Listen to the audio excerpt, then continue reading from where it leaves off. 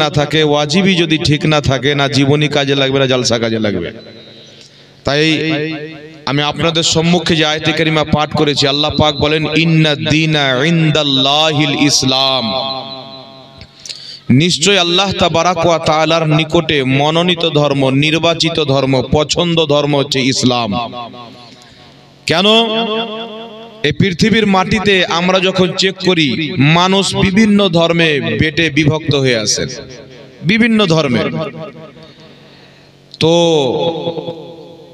দুনিয়াতে যত ধর্ম আছে, প্রত্যেক ধর্ম তাদের ধর্মের গুরুরা পরিবর্তন করে দিয়েছে।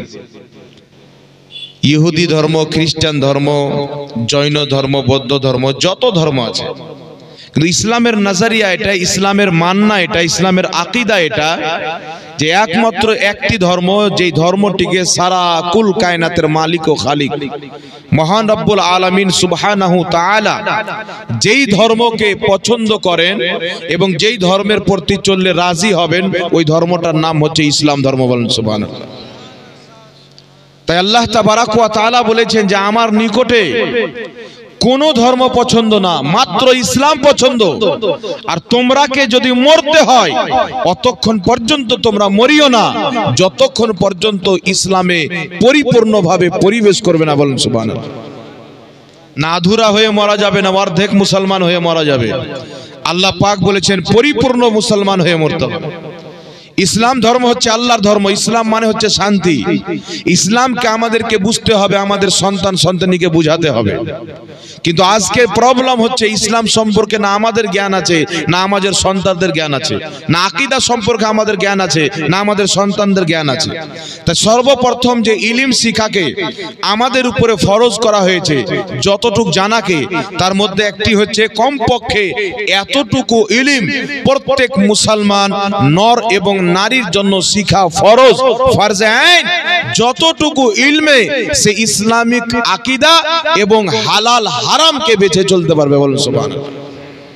কিন্তু আজকে আমাদের খবর হয়ে যাচ্ছে, আমরা এত জ্ঞানী যে আমরা নামাজ যে পড়ছি, নামাজের সম্পূর্ণ মাসলা মাসাইল আমাদের স্মরণে নাই।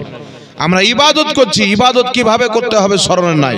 কিন্তু কর্তব্য হচ্ছে প্রত্যেক মুসলমানের উপরে তাকে শিখতে হবে, তাকে জানতে হবে যে আল্লাহ তাবারাক ওয়া তাআলার ব্যাপারে কিরকম আকীদা রাখতে হবে, আল্লাহর নবীর ব্যাপারে কিরকম আকীদা রাখতে হবে। যখন আপনার কাছে জ্ঞান থাকবে, আপনার কাছে বিদ্যা থাকবে, আপনার কাছে ইলম থাকবে, সারা পৃথিবীর যত বদ আকীদা হোক না কেন, আপনার না ঈমান নষ্ট করতে পারবে, না আমল নষ্ট করতে পারবে। তার কারণে আমাদেরকে ওই দিকে লক্ষ্য দিতে হবে। তাই বন্ধুগণেরা আমার, জীবনী শোনা খুব ভালো কথা, কিন্তু জীবনী শুনতে হবে যে জীবনীতে আমাদেরকে শিক্ষা পাওয়া যাবে।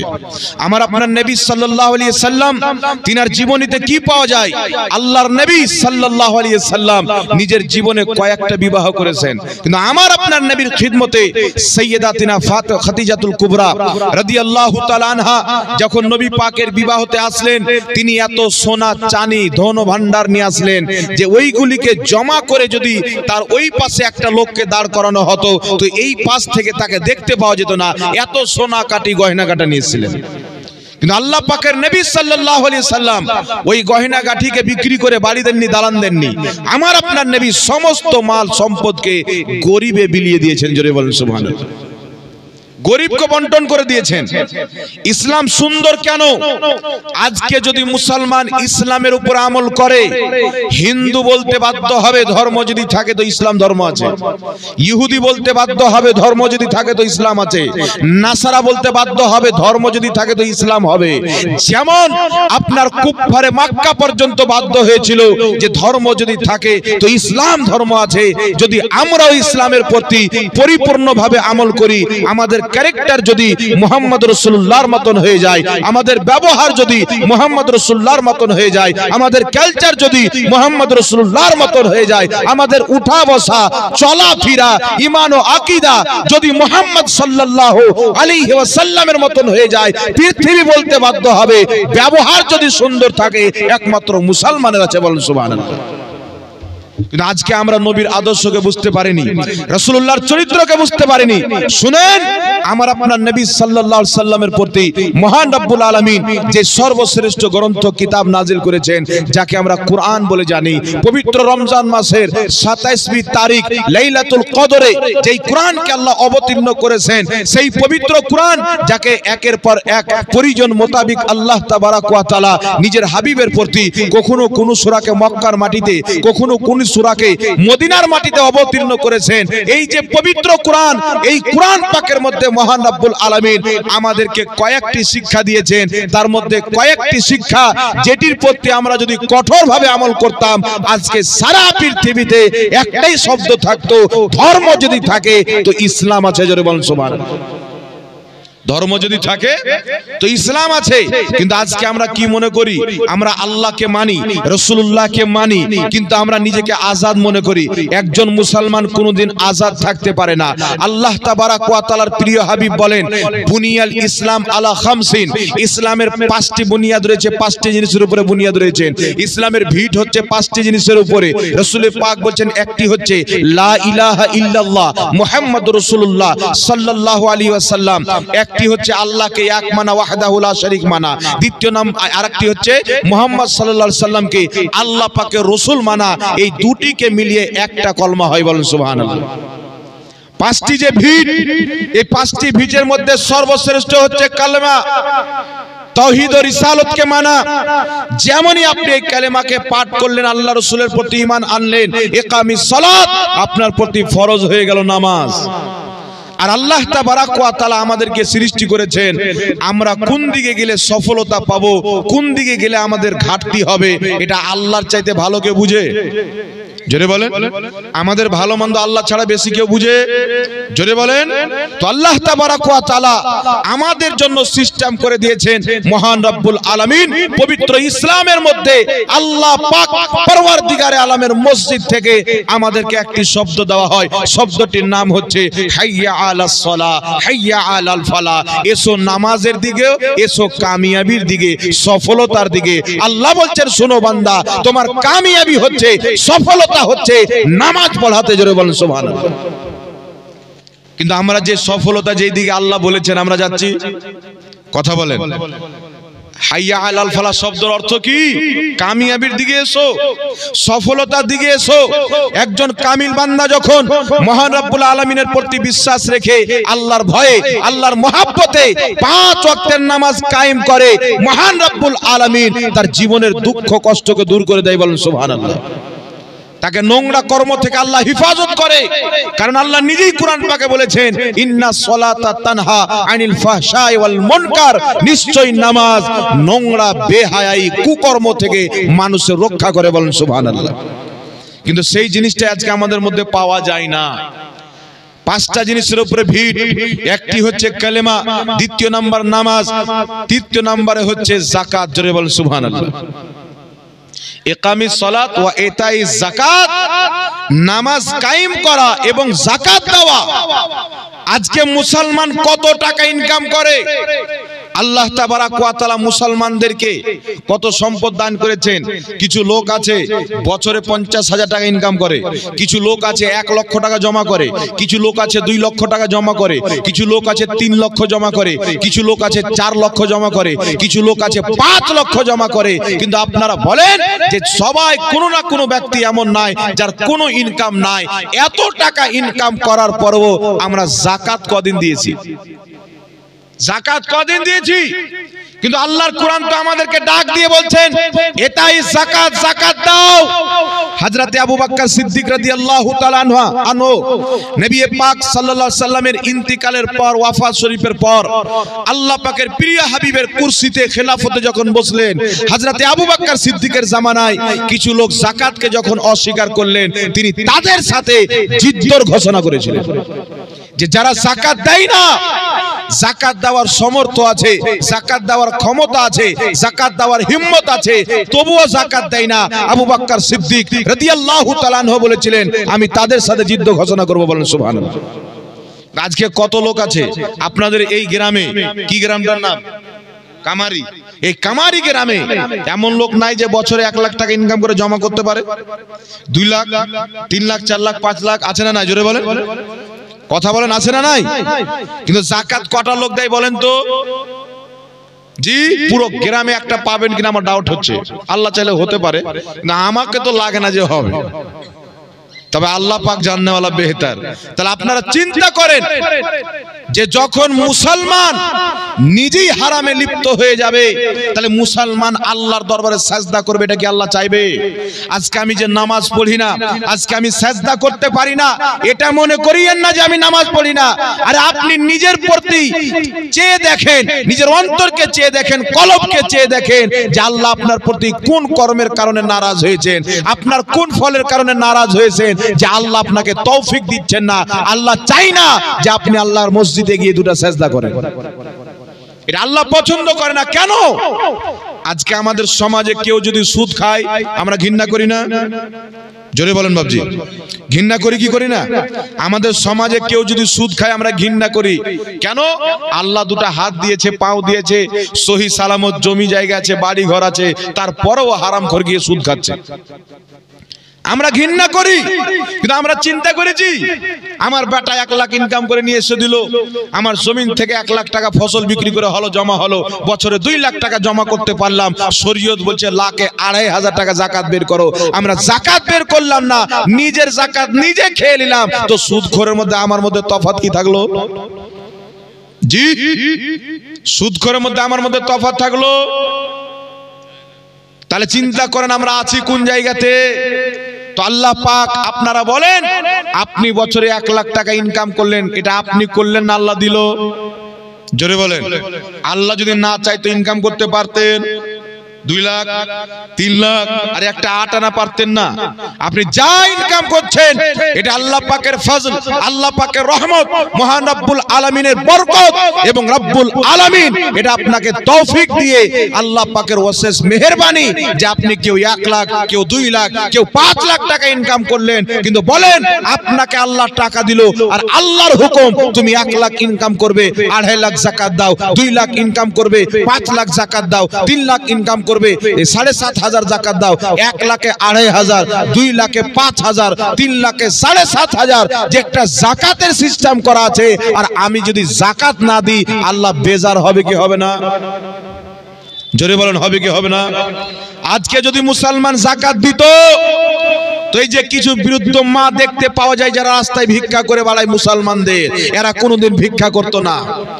আজকে কিছু দেখতে পাওয়া যায় বাবা মারা গেছে, ছোট ছোট বাচ্চা ভিক্ষা করছে রাস্তায়।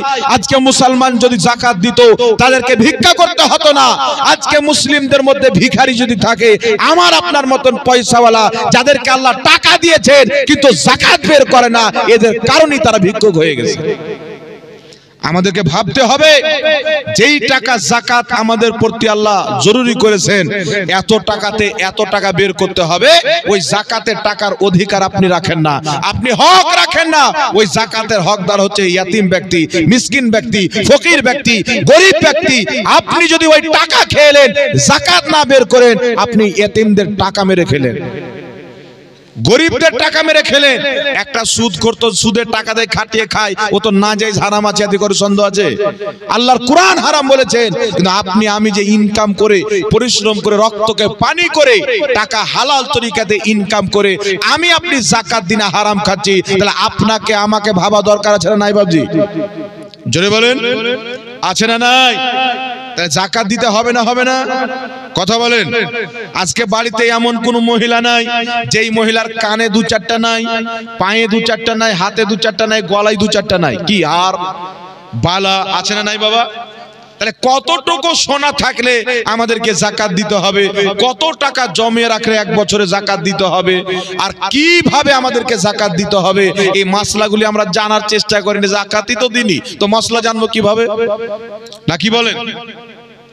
একটা লোক বাবার মায়ের পেট থেকে জন্ম নিল দুনিয়াতে, আর দুনিয়াতে এসে ওই লোকটার কানে কোনোদিন আজান পড়েনি, মসজিদ থেকে দূরে বাড়ি আছে, বাপ মা তাকে শিক্ষাও দেয়নি, বাচ্চা কিন্তু মুসলমান।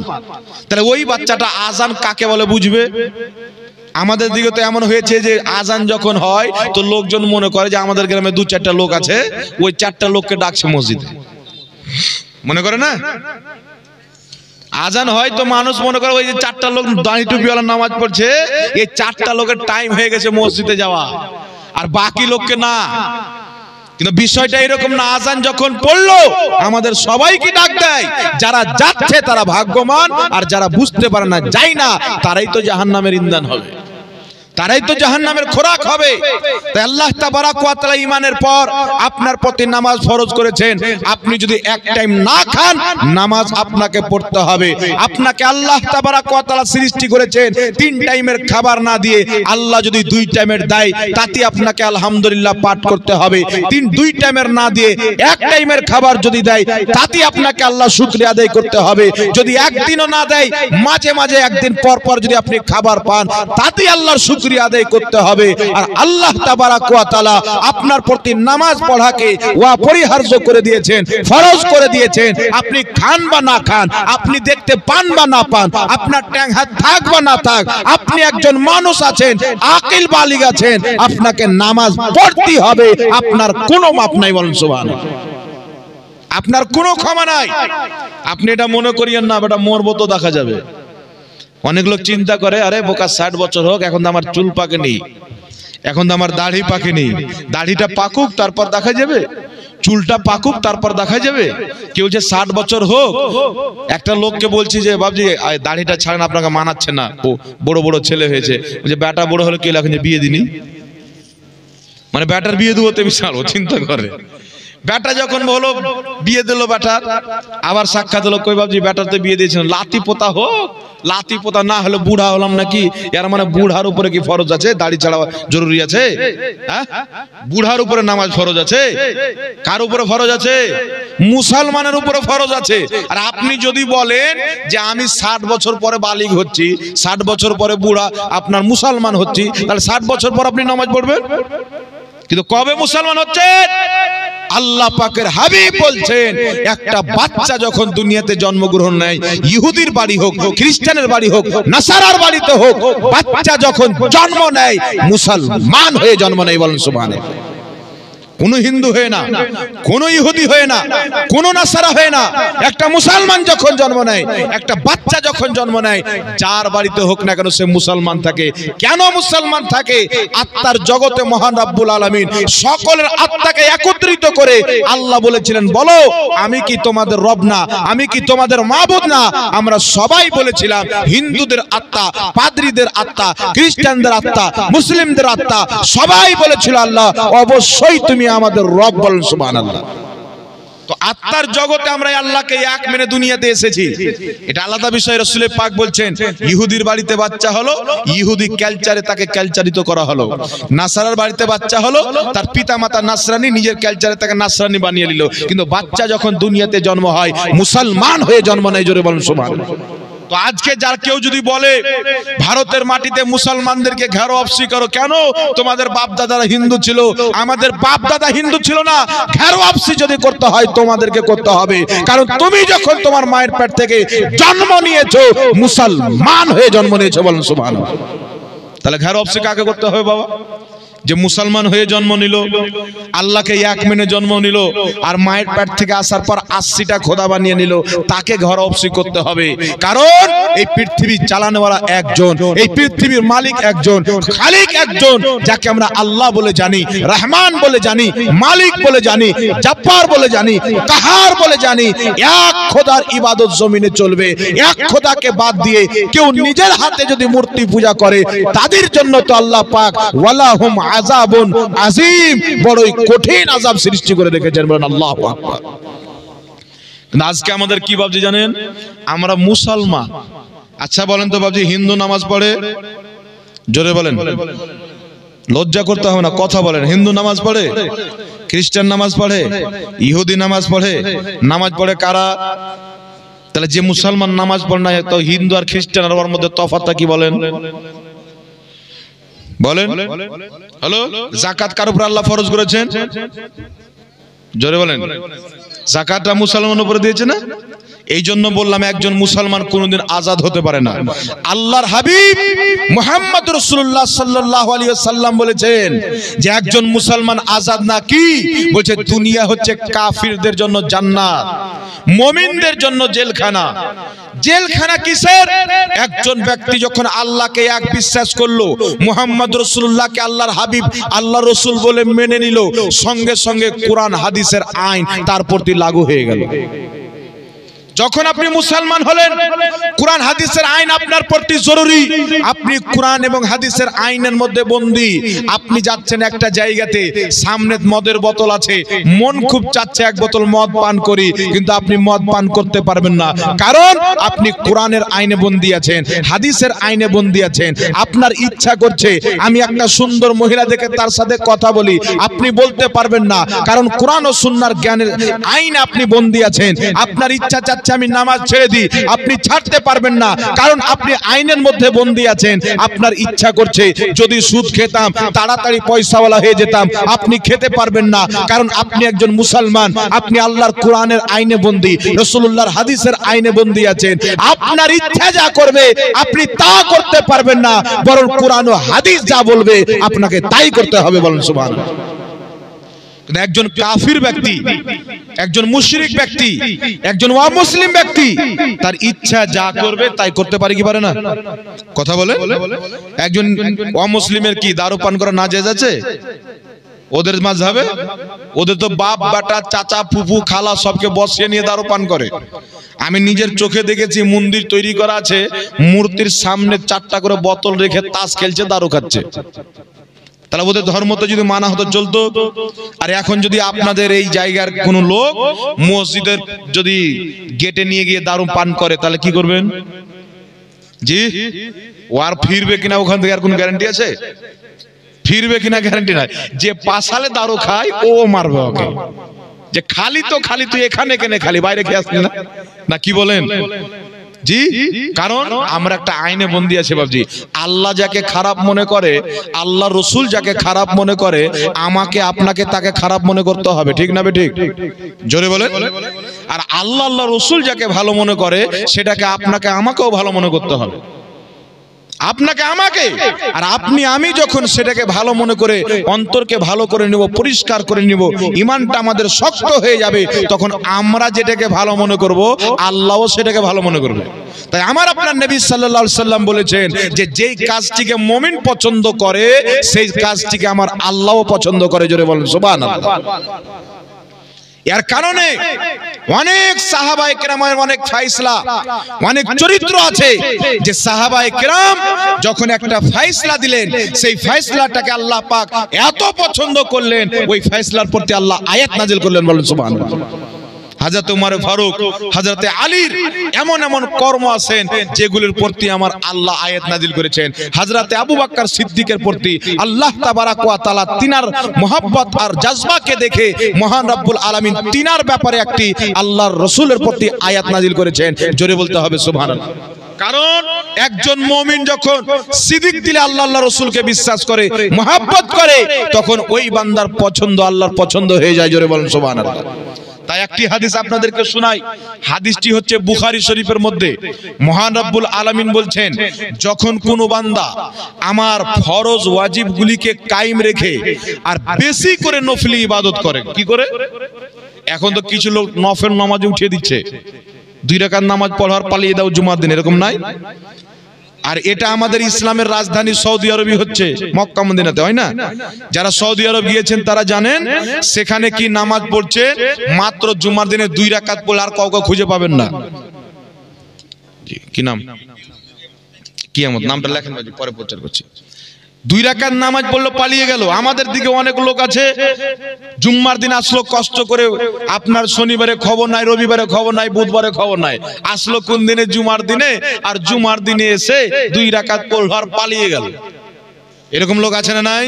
কিন্তু আপনাদেরকে আল্লাহর নবীর হাদিস শোনাচ্ছি বাবজি, শুনেন। আজকে আল্লাহ তাবারাক ওয়া তাআলার প্রিয় হাবিব সাল্লাল্লাহু আলাইহি ওয়াসাল্লাম বুখারী শরীফের হাদিসের মধ্যে বলেছেন যে আল্লাহ পাক বলেন, যখন আমার কোন বান্দা ফরজকে কায়েম রেখে, ওয়াজিবগুলিকে কায়েম রেখে বেশি করে আমার নফলি ইবাদত করে, আমি আল্লাহ তাকে নিজের বন্ধু বানিয়ে দিই। জোরে বলেন সুবহানাল্লাহ। যখন আমার বন্ধু বানিয়ে দিই, আমার ওলি বানিয়ে দিই, আল্লাহ বলছেন আমি তার কান হয়ে যাই, আমি তার চোখ হয়ে যাই, আমি তার মুখ হয়ে যাই, আমি তার হাত হয়ে যাই, আমি তার পাও হয়ে যাই। কেন?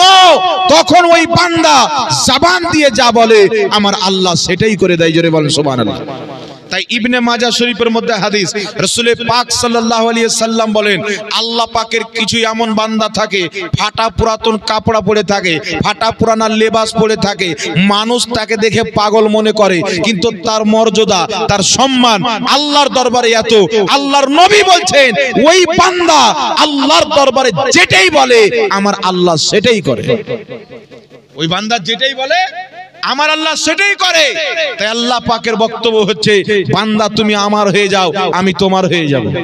আপনি যখন একটা আগুনে, এই যে দেখেন আমাদের কুরবানি আছে না, ঈদুল আযহা নাকি কুরবানি, এই কুরবানিতে দেখবেন একজন ব্যক্তি কামারের কাছে গেল হাসুয়া পাজাবো বলে, মানে গরু ছাগল কাটতে হবে, তো হাসুয়াটাকে আগুনে যখন ভরবে, কিছুক্ষণ যখন কেটে যাবে, আগুন থেকে হাসুয়াটাকে যখন টানবে তো আগুন নিজের রং অতি চাপিয়ে দিয়েছে।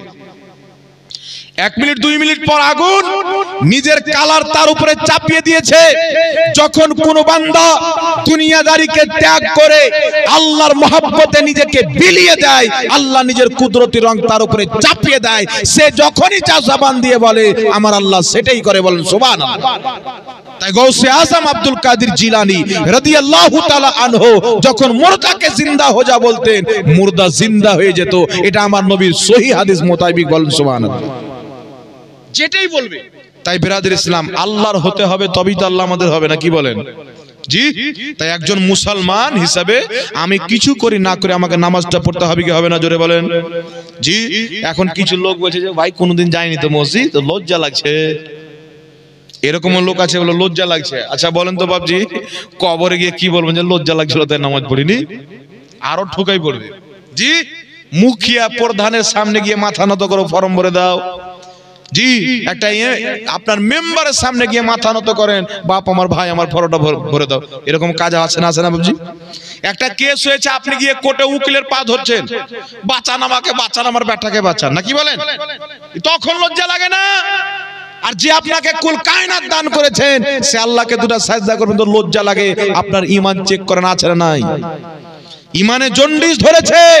তাই একজন মুমিন যদি থাকে দুনিয়ার সামনে মাথা নত করবে না, আল্লাহর সামনে মাথা না করলে, নত না করলে তাকে ভালো লাগবে না। বলেন সুবহানাল্লাহ। এবার চলে আসেন বিরাদর ইসলাম। এখন বলার কি আছে? এখন যেটা আমাদের সর্বশ্রেষ্ঠ ইবাদত নামাজ, এই নামাজ নিয়ে যে কত মারামারি আছে আল্লাহ পাক জানে। কেউ বলছে এখানে হাত বাঁধো, কেউ বলছে এখানে হাত বাঁধো, কেউ বলছে এখানে হাত বাঁধো। কিছুদিন পর কেউ বের হবে বলবে যে হাত ছেড়ে নামাজ পড়ো।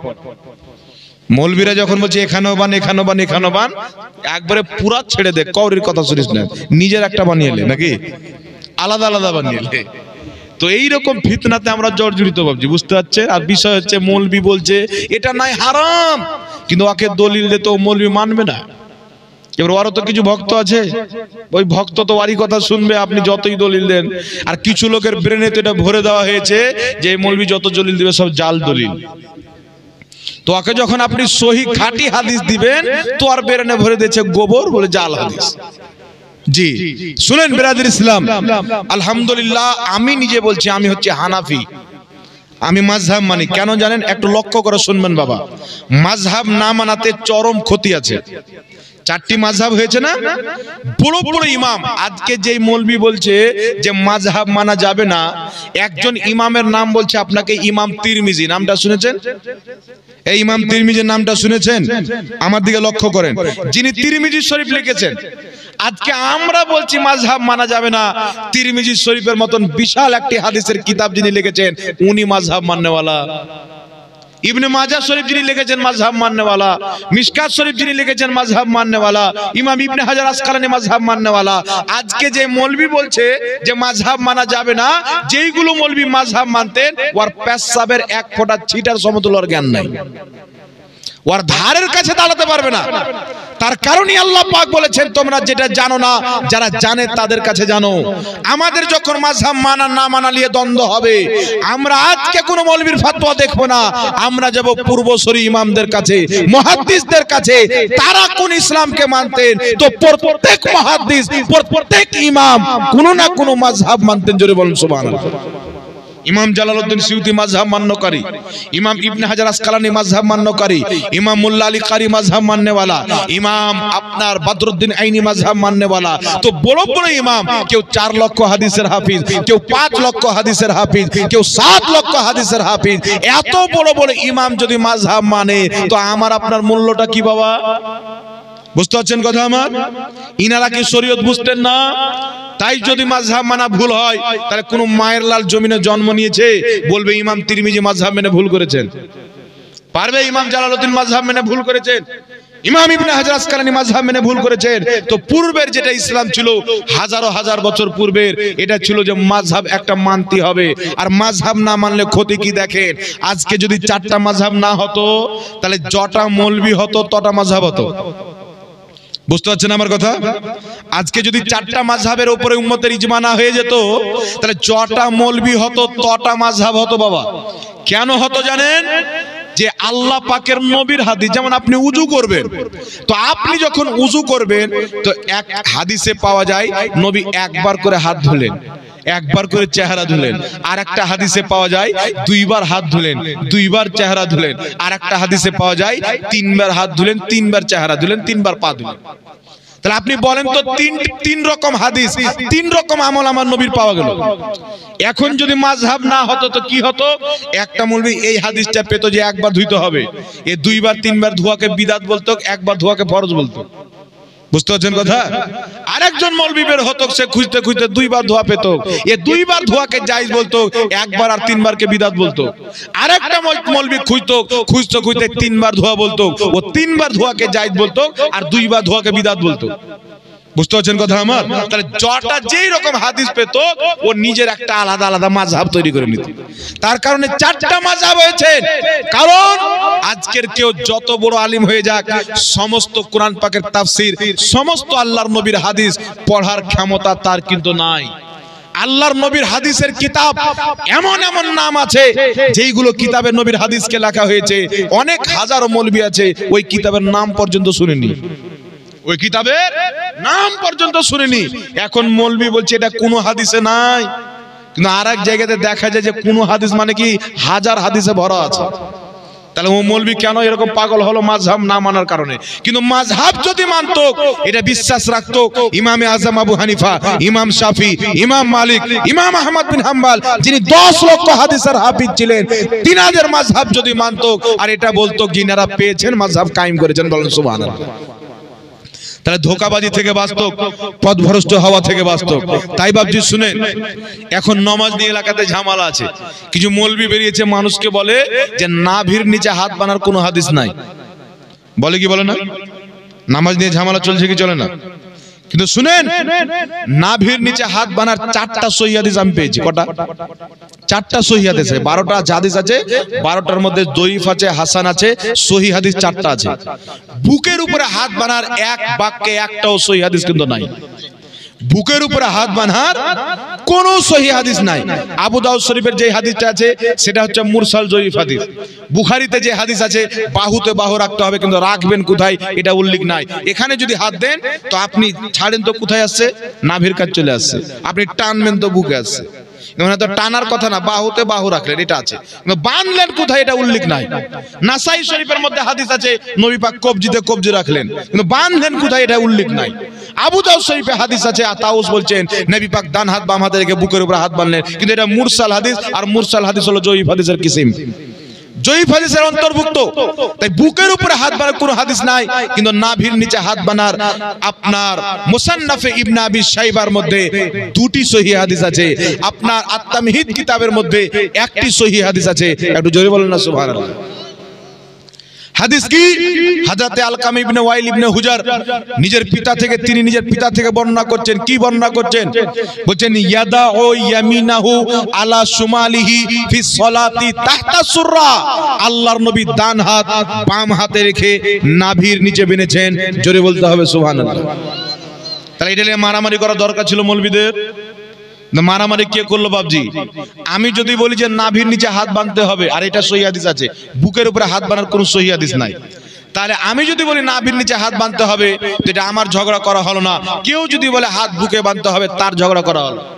কারণ ভারতের মাটিতে যে ইসলামটা এসেছে, যখন এসেছিল তখন নাভির নিচে হাত বাঁধা ছিল, আর এতদিন পর্যন্ত সব নাভির নিচে হাত বাঁধছিল। এখন চকলেট খাওয়া মৌলবি এসে বলছে নাভির নিচে চলবে না, বুকের উপরে বাঁধতে হবে। আর ওই বলছে আমি সহিহ হাদিস মানি, কিন্তু সহিহ হাদিসকে বাদ দিয়ে জয়ীফ হাদিস আমল শেখাচ্ছে। তাহলে সহিহ হাদিসের নামে মানুষকে ধোঁকা দিল কি দিল না?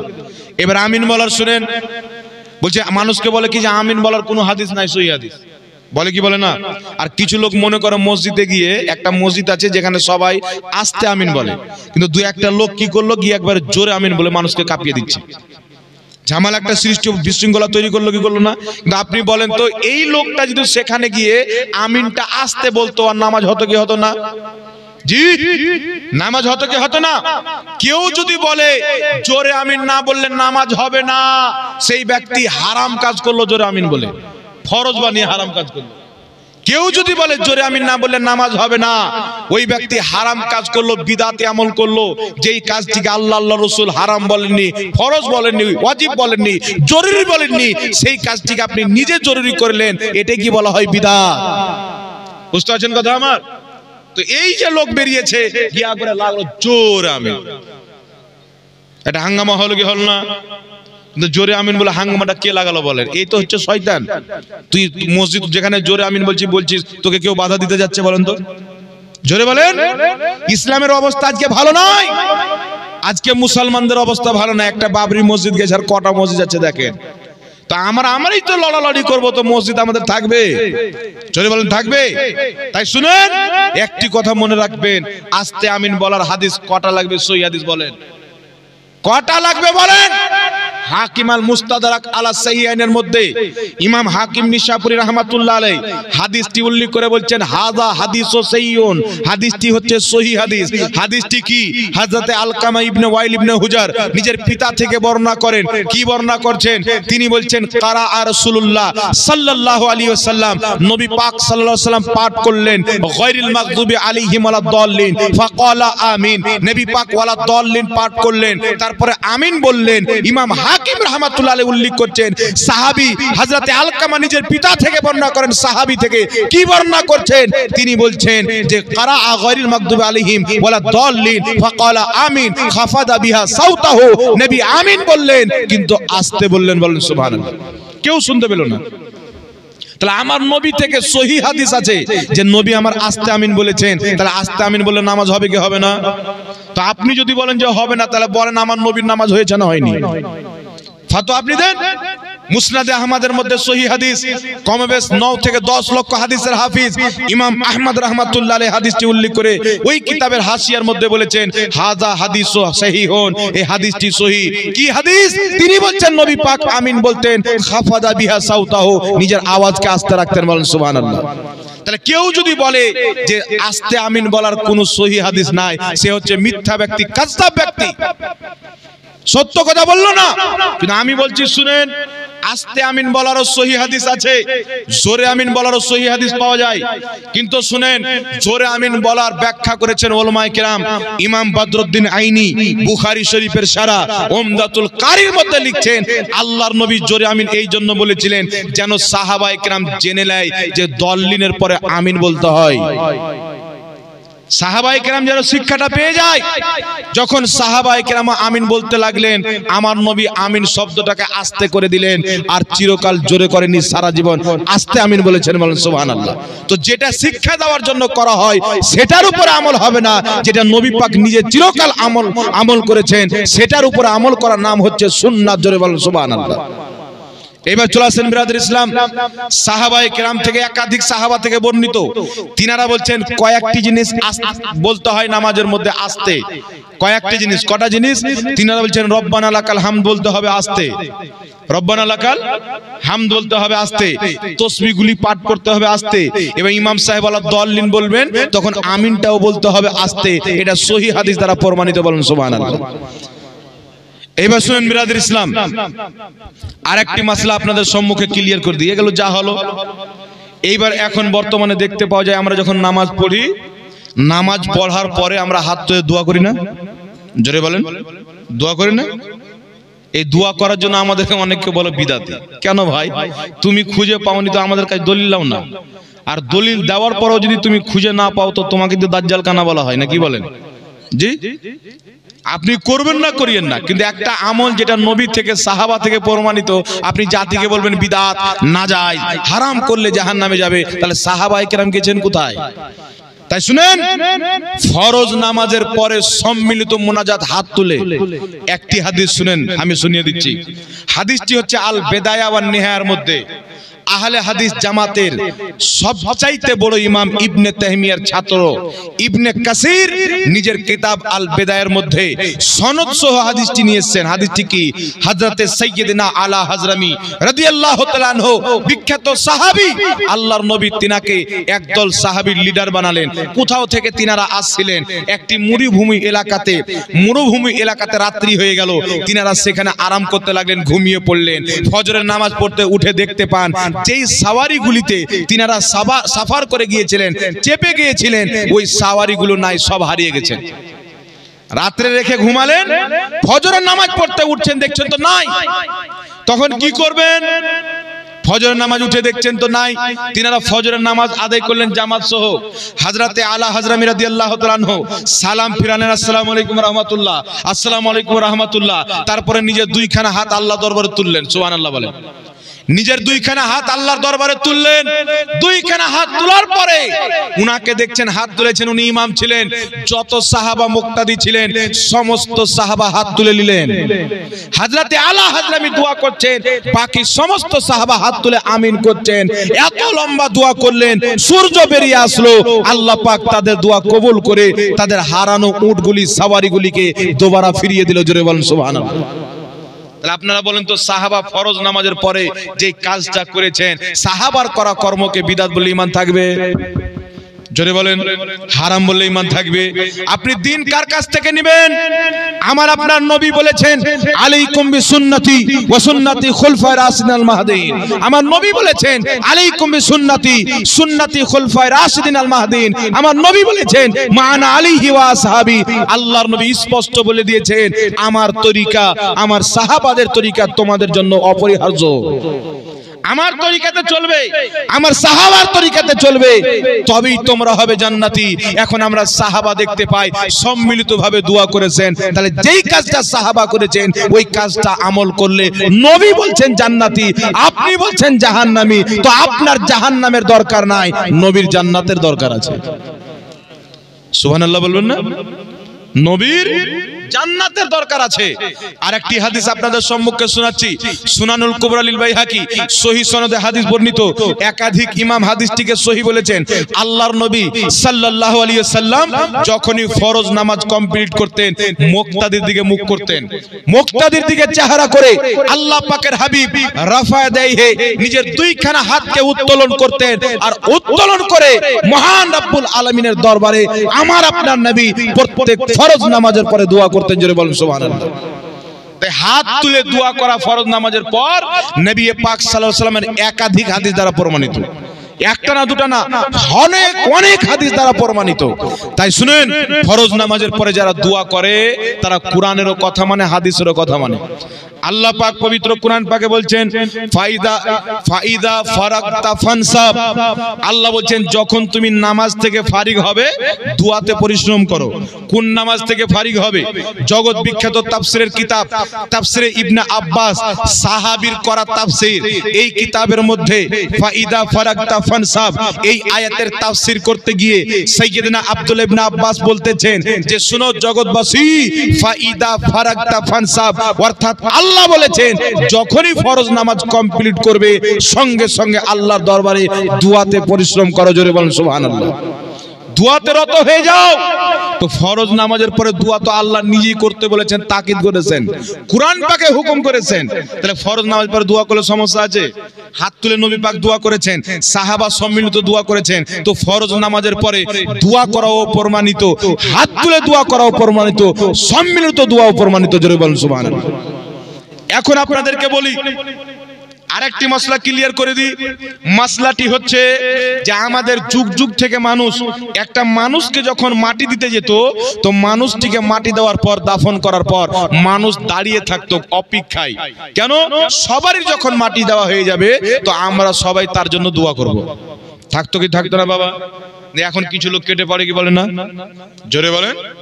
মানে ডিজিটাল যুগ, আস্তে আস্তে শরীরকে কাটা হচ্ছে। কিন্তু শুনেন, আল্লাহর নবী কি শিক্ষা দিয়েছেন? মাটি দেওয়ার পরে আপনি পালিয়ে যাবেন, এটা নবীর শিক্ষা না, এটা মৌলবীর শিক্ষা হতে পারে। নবীর শিক্ষা কি? আবু দাউদ শরীফের মধ্যে সহিহ হাদিস, আল্লাহর নবী বলছেন ইদা ফারাগা মিন দাফনিল মাইয়াতি ওয়াকাফাত আলাইহি, আল্লাহর হাবিব বলছেন যে মৃত্যু ব্যক্তিকে দাফন করার পর তোমরা যেও না, ওয়াকাফাত আলাইহি, সেখানে দাঁড়িয়ে যাও। দাঁড়ার পরে কি করব? ফাকালা, নবী বলছেন তারপরে বলো ইস্তিগফারু লিআখিকুম, সেখানে দাঁড়ার পরে তোমাদের মৃত্যু ভাইয়ের জন্য তোমরা দোয়া করো, জোরে বলেন সুবহানাল্লাহ। কে বলছেন? আল্লাহর নবী বলছেন মৃত্যু ব্যক্তিকে দাফন করার পর, মৃত্যু ব্যক্তিকে মাটি দেওয়ার পর তোমরা চলে যেও না, তোমাদের মৃত্যু ভাইয়ের জন্য তোমরা দোয়া করো। আর আল্লাহ তাবারাক ওয়া তাআলার শরীয়তের বিধান হচ্ছে কুল্লু মুমিনিন ইখওয়া, প্রত্যেক মুসলমান হচ্ছে ভাই ভাই। আপনার চাচা লাগতে পারে, মামা লাগতে পারে, আত্মীয় স্বজন লাগতে পারে, এক আপনার ইমানি ভাই হলো যাকে আপনি দাফন করবে। আল্লাহর নবীর শরীয়ত হচ্ছে দাঁড়িয়ে যান, দাফন করা শেষ হয়ে গেল, সবাই মিলে দোয়া করো, বলেন সুবহানাল্লাহ। তার কারণে মাজমুয়া ফাতাওয়ার মধ্যে ইবনে বাজ সৌদি আরবের সবচাইতে বড় মুফতি ফতোয়া দিয়েছেন যে মৃত্যু ব্যক্তিকে দাফন করার পর সম্মিলিত দোয়া, এটা সাহাবার আমল থেকে প্রমাণিত, জোরে বলেন সুবহানাল্লাহ। কার আমল থেকে প্রমাণিত? সাহাবার আমল থেকে প্রমাণিত।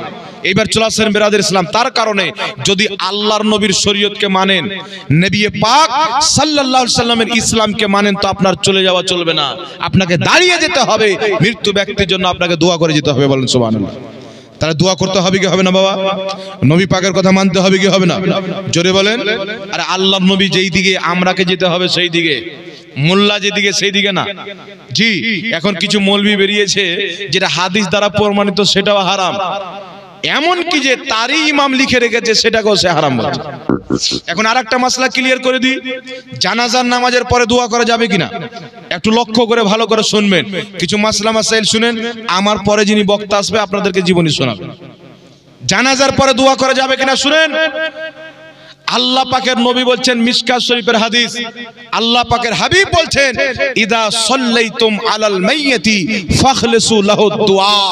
আল্লাহ পাকের প্রিয় হাবিব বলছেন যখন তুমি মৃত্যু ব্যক্তির জানাজার নামাজ পড়ে নিবে, ফাখলিসু লাহু দুআ, তার জন্য খালিস দোয়া করবে, জোরে বলেন সুবহানাল্লাহ। জানাজার নামাজ পড়ে নিলে তার জন্য দোয়া করো। এর কারণে সুনানুল কুবরা লিল বাইহাকির মধ্যে হাদিস, হযরতে আবু হুরায়রা রাদিয়াল্লাহু তাআলা আনহু একজন মৃত্যু ব্যক্তির জানাজার নামাজ আদায় করলেন, সুম্মা কল, তারপরে দোয়া করলেন, আল্লাহ এই ব্যক্তির কবরের আযাবকে তুমি বন্ধ করে দাও, একে কবর আযাব থেকে হেফাজত করো, জোরে বলেন সুবহানাল্লাহ। তার কারণে সুনানুল কুবরা লিল বাইহাকির মধ্যে হাদিস, সাইয়্যিদনা আলীউল মুরতাজা রাদিয়াল্লাহু তাআলা আনহু তিনার থেকে হাদিস বর্ণিত, তিনি একটি জানাজার নামাজ আদায় করলেন, সাল্লামা আলাল জানাজা আলাল মানফুজ, মৃত্যু ব্যক্তির জানাজার নামাজ আদায় করলেন, তারপরে তিনি দোয়া করলেন আল্লাহর দরবারে, আল্লাহ এই ব্যক্তির কবরের আযাব থেকে হেফাজত করো, কবরকে প্রশস্ত করো, জোরে বলেন সুবহানাল্লাহ। তাই সাহাবায়ে কেরামের এটা তরিকা ছিল, মানুষের জানাজার পড়ার পর, দাফন করার পর তার জন্য দোয়া করি, যেন আমাদের দোয়া গুনহেগারদের দোয়াকে কবুল করে আল্লাহ তার কবরের আযাব থেকে হেফাজত করে, বলেন সুবহানাল্লাহ। তাহলে সাহাবার দিন যদি উঠে যায় ইসলাম থাকবে? এই জোরে বলেন থাকবে? সাহাবার দিন উঠলে ইসলাম থাকবে না। নবী পাকের হাদিসের প্রতি আমল করা যদি বন্ধ করে দেন, দাড়ি তো মুসলমানের থাকবে, টুপি তো থাকবে, পাঞ্জাবি পায়জামা তো থাকবে, ভিতরে যে মেন সামান যাকে ঈমান বলা হয় এই জিনিসটা থাকবে না। তাই আমার আপনার নবী বলেছেন কিয়ামতের পূর্বে পুরো মসজিদ মুসাল্লিতে ফুল হবে, নামাজিতে ফুল হবে, কিন্তু একটারও ঈমান থাকবে না, সবাই বেঈমান থাকবে। ইমামও বেঈমান, মুক্তাদিও বেঈমান। দিনের দিন মানুষ ঈমান হারা হবে। তাই কেউ যদি বলে যে আমাদের বক্তার বক্তব্য শুনে মানুষ আমাদের দিকে চলে আসছে, বাবু এই জন্য যাচ্ছে যে মানুষ দিনের দিন ঈমান হারা হবে। কি হারা হবে? জোরে বলেন। ঈমান হারা হবে। তাই যারা এই ফিতনার জামানায় ঈমানকে বাঁচিয়ে নিবে, তার কারণে আল্লাহ পাকের হাবিব বলেছিলেন যে যখন ফিতনা দেখতে পাবে ওই সময়তে তোমরা পূর্বের মুসলমান যে আমলগুলি করতো সেইগুলোর প্রতি কায়েম থাকবে। বলেন সুবহানাল্লাহ। সেইগুলোর উপরই। এখন আপনাকে কি বলবো, জানাজার নামাজের পরে দোয়া করেন বিদআত, ফরজ নামাজের পরে দোয়া করেন বিদআত, কিন্তু আমার কথা শুনেন, এখন জালসাতে দোয়া করেন বিদআত। কিন্তু একটি হাদিস শোনাচ্ছি, সুনান মুজামুল কাবির লিতাবরানি, বেইরুত লেবাননের কিতাবটি ছাপ, সেই কিতাবের মধ্যে হাদিস, আর হাদিসের সনদ হচ্ছে সহিহ। আল্লাহ পাকের হাবিব সাল্লাল্লাহু আলাইহি ওয়াসাল্লাম বলছেন, যেখানে মুসলমান একত্রিত হয়ে আল্লাহর দরবারে দুই হাত তুলে দোয়া করবে, একজন দোয়া করবে, বাকি সবাই আমিন বলবে, আল্লাহ তাবারাক ওয়া তাআলার প্রতি ওয়াজিব হয়ে যাবে তারা যা চাইবে তাই দেওয়া। বল সুবহানাল্লাহ। যেখানে মুসলমান জমা হবে, যেখানেই জমা হোক, আল্লাহর দরবারে তারা নিজের হাতের অগ্রভাগকে উঠিয়ে দোয়া করবে, তারা আল্লাহর কাছে যা চাইবে আল্লাহর প্রতি ওয়াজিব হয়ে যাবে তাই দেওয়া। এই হাদিস আমাদেরকে কি শিক্ষা দেয়? যেখানে মুসলমান জমা হবে, জালসাতে জমা হচ্ছেন, একত্রিত হয়ে দোয়া করেন, যা চাইবেন আল্লাহ তাই দিবে। এটা আমার নবীর হাদিস। কবরস্থানে জমা হচ্ছেন, জানাজাতে জমা হচ্ছেন, আপনি যেখানেই জমা হবেন, যদি মুসলমান একত্রিত হয়, তারা যেখানেই জমা হবে সেখানেই সম্মিলিত দোয়া করা আল্লাহর নবীর হাদিস অনুযায়ী জায়েজ। জোরে বলেন সুবহানাল্লাহ। আল্লাহর নবীর হাদিস অনুযায়ী জায়েজ। তাই শুনেন, জালসা আছেন, মানুষ জমা হয় কি হয় না? জোরে বলেন। জানাজাতে হয় কি হয় না? দাফন করার টাইমে হয় কি হয় না? মসজিদে হয় কি হয় না?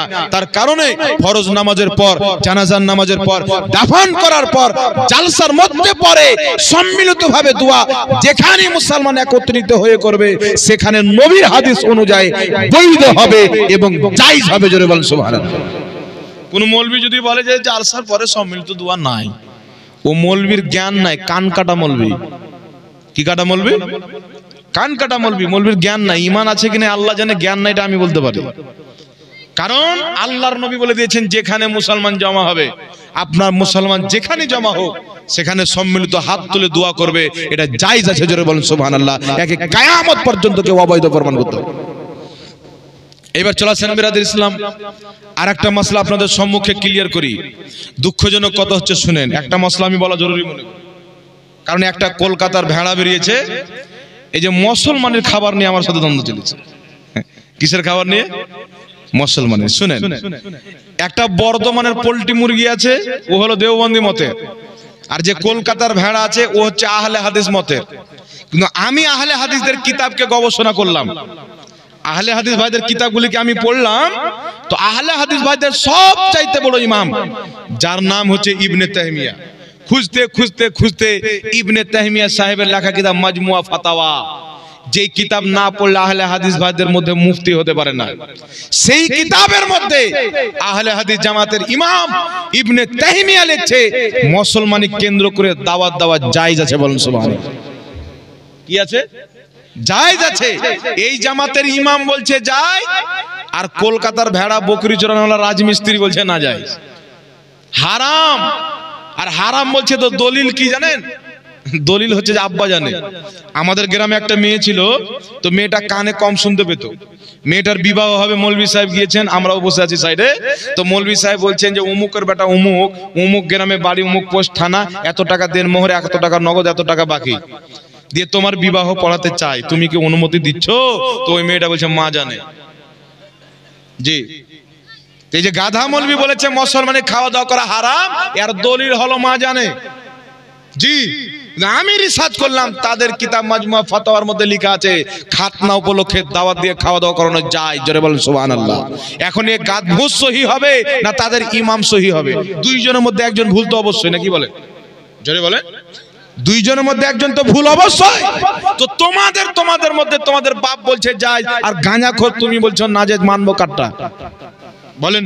তাই আমি বলবো যে গবেষণা করো, পড়ো, নিজের আকাবিরদের কিতাবগুলিকে পড়ো। তোমাদের আকাবির লিখেছে জায়েজ, তো তোমাকে ফতোয়া দিতে হবে জায়েজ, নাকি বলেন? আর নালে এলান করতে হবে যে আমাদের ইমামরা ভুল লিখে গেছে, নাকি বলেন? এইবার শুনেন, এইবার যেটা আপনার বর্ধমানের ভাড় আছে, গোপাল ভাড় পোল্ট্রি মুরগি স্টেজে চড়বে, তো ওকে দেখলে বুঝতে পারবেন না যে ছেলে মানুষ যাচ্ছে না মেয়ে মানুষ যাচ্ছে, ওর শরীর কোন দিকে কোনটা বেরিয়ে গেছে ভাবতে পারবেন। ও বলছে মুসলমানের খাওয়া দাওয়াকে কি কি শব্দ ব্যবহার করেছে, এখানে ব্যবহার করা যাবে না, একটা সম্মানিত স্টেজ।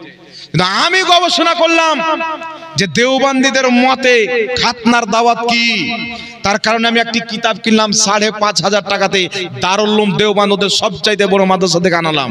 কিতাবটি ১৮ খণ্ডে বিভক্ত, ১৬ খণ্ডের মধ্যে লেখা আছে খাতনা উপলক্ষে দাওয়াত দিয়ে খাওয়া দাওয়া করানো যায়, এবং যারা দাওয়াত খেতে আসবে তারা যদি কোনো তোহফা দাও ওটা লাওয়াও যায়। বলেন সুবহানাল্লাহ। এই কিতাবটা আমার গাড়িতেও রাখা আছে। তাহলে আপনি চিন্তা করেন, ওদের কিতাবে লেখা আছে যায়, আর ওরাই মানুষকে বেঈমান বানাচ্ছে বলছে না যায়। তাহলে এগুলো মৌলবি ভালো মৌলবি? জোরে বলেন। খালি মৌলবি দেখলি ভালো হয়ে যাবে না, দাড়ি টুপিওয়ালা দেখলি ভালো হয়ে যাবে না। এই দুটা কিতাব তাদের কিতাবে আছে তো আছে। এইবার শুনেন, আল আদবুল মুফরাদ কিতাব, লেখক হচ্ছে ইমাম বুখারী। এই কিতাবের মধ্যে দঈফ সনদ ও হাদিস নিয়েছেন, হাসান সনদ ও হাদিস নিয়েছেন। আল্লাহর নবীর সাহাবী খাতনা দেওয়ার অনুমতি দিয়েছেন, সাথে সাথে ছাগল জবাই করার অনুমতি দিয়েছেন। বলেন সুবহানাল্লাহ। যে খাতনাও দাও, খাতনা উপলক্ষে ছাগল জবাই করে মানুষকে খাওয়া দাওয়া করাও। তাহলে যেই কাজ সাহাবা করেছেন ওই কাজকে যে হারাম বলবে তার ঈমান থাকতে পারে না। সাহাবার কাজ যারা করবে তারাই হলো ঈমানদার।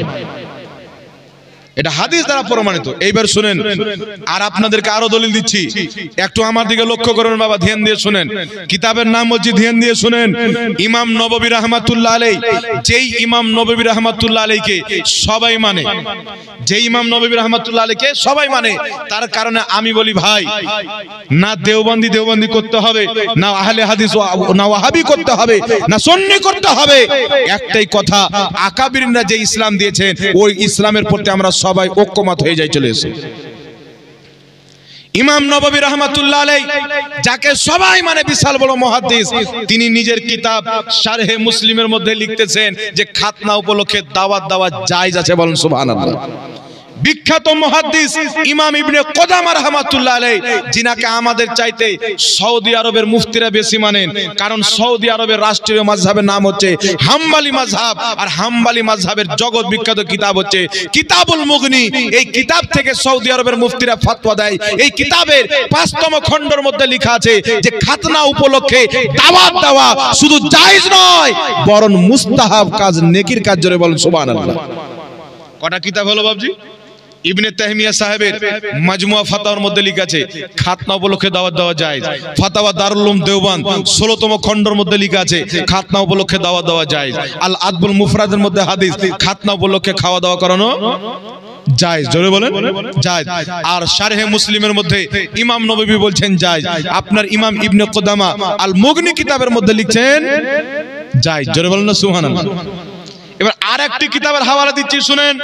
মিশর থেকে কিতাবটি ছাপা হয়েছে। কিতাবটির নাম হচ্ছে আল ফিকহ আলা মাযাহিবিল আরবাআ। সেই কিতাবের মধ্যে ইমাম আহমদ বিন হাম্বল, ইমাম শাফি রাহমাতুল্লাহ আলাইহি, ইমাম আজম আবু হানিফা রাহমাতুল্লাহ আলাইহি, ইমাম মালিক রাহমাতুল্লাহ আলাইহি, চারো ইমামদের মত হচ্ছে খাতনা উপলক্ষে দাওয়াত দেওয়া জায়েজ আছে। জোরে বলুন সুবহানাল্লাহ। চারো মাযহাবের ইমামের মত, কওরির কোনো মতভেদ নাই। কিন্তু আজকের চাটনি বেচনেওয়ালা মৌলবি বলছে হারাম। চিন্তা করেন, যেই মৌলবীর আতা পাতা নাই, দেখে কোরআন শরীফ পড়তে পারে না, মানুষকে ফাতাওয়া আলমগীরি দেখায় কিন্তু ফাতাওয়া আলমগীরি পড়তে পারে না। জি, ফাতাওয়া আলমগীরি বাংলা পেয়ে গেছে, আছে কিছু লেখার, মানুষকে বলছে কিছু। আপনি দেখেন কি বলে জানেন? একটা দেখেন মশলা কিতাবের মধ্যে লেখা আছে, মশলাটা হচ্ছে যে একজন ব্যক্তি রাস্তায় চলতে চলতে একটা গোবর ফেলার গাঢ়া আছে, গাঢ়া, ওই গাঢ়াতে গিয়ে ঝাঁপিয়ে পড়ে গেল, তারপরে উঠলো। তো ওই মানুষটার করণীয় কি, কিভাবে সে মানে গাটা ধুইবে? এটা নিয়ম বয়ান ইসলামিক। তো এখানে এরা বয়ান করছে যে একটা লোক রাস্তায় চলতে চলতে গোবরের চলছে, পাশে গোবরের গাড্ডা আছে, তো কি করবে, তো মানুষটা গোবরের গাড্ডাতে গিয়ে পড়ে যাবে। এটা হানাফি মাযহাবের মাসলা, বুঝতে পারছেন? মানে আছে কোন ভাগে আর বলছে কোন ভাবে। জি, তার কারণে বেরাদের ইসলাম শুনেন, আজকে মৌলবীরা মানে শয়তান সেজে গেছে বললি চলে। আল্লাহ হেদায়েত দান করুক, সকলে পড়ুন আল্লাহুম্মা আমিন। তাই খাতনা উপলক্ষে দাওয়াত দেওয়া, দেওবন্দীদের কিতাবও আছে জায়েজ, আহলে হাদিসদের কিতাবও আছে জায়েজ, আর ইসলামিক যারা স্কলার বড় বড় ইমাম যাকে সবাই মানে তাদের কিতাবও লেখা আছে জায়েজ। জোরে বলেন সুবহানাল্লাহ। একে কেউ যদি হারাম বলে সে কোনোদিন মৌলবি তো দূরে থাক, ইমানদার পর্যন্ত হতে পারে না। এইবার শুনেন বিরাদের ইসলাম, আর একটা মাসলা আপনাদের সম্মুখে আমি ক্লিয়ার করে দিই। মাসলাটা হচ্ছে যে মাটি